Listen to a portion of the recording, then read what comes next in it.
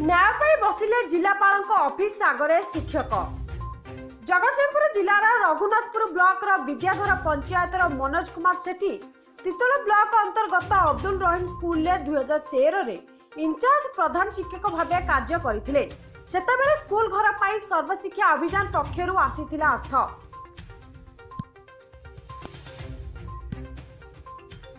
जगतसिंहपुर सर्वशिक्षा office पक्षरु technical consultant जाइथिले पैसा मागिबाकू तापरे से न देबारु तांकू सेतेबेले मिथ्या केस रे गिरफ करी 6 मास जेल पठाई दिया जाइथिला। तांकर मध्य दरमा बंद कर दिया जाइछि। मनोज सेठी एवं दलित विकास परिषद सभापति शंकर दास को भेटी तांको सह न्याय पाई जिलापाल कार्यालय सम्मुख में धारणा बसिबा परे जिलापाल संग्राम केशरी महापात्र शिक्षकों समस्यार समाधान खूब शीघ्र करा बोली प्रतिश्रुति दैछंती। दीर्घ 8 वर्ष लानी जो मनोज सेठी जे बर्तमान धारणा रे बसचंती से जो अनुसूचित जाति संप्रदायर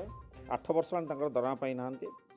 दरमा न पाइबार कारण कौन ना मनोज सेठी बाबू जिते हेडमास्टर दायित्व थे सेठी सर्वशिक्षा अभियान रू किसी पैसा जाइला घर तोलिया संपृक्त जे टीसी जे निरंजन बेहरा जे 30,000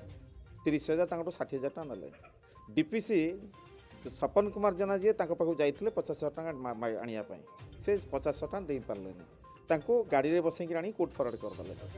नहीं कोर्ट निर्दोष प्रमाणित करदेला। कोर्ट निर्दोष जो प्रमाणित करदेला से कौन कर बकिया दरमाटा पाइबा केस मत सही 2015 केस मत रेगुलेसन करागला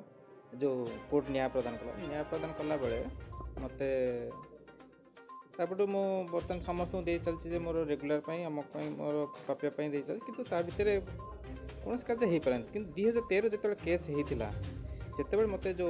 टीसी महोदय आसिक कहले क्या सामान्य केस हो सामान्य गोटे 50,000 टंका मत एत बड़ा जिनस करागला घर कम चलला 30,000-60,000 टीसी कार्य देते टीसी नहीं गले तापर गोटे कम गोटे कहले कि जगह ना 50,000 मांगे मुझे देपारि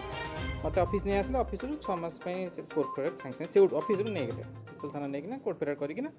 6 मास 6 मास पर मुझे डिग्री है मुझे आसिक जॉइन कली पुणी इंस्टेड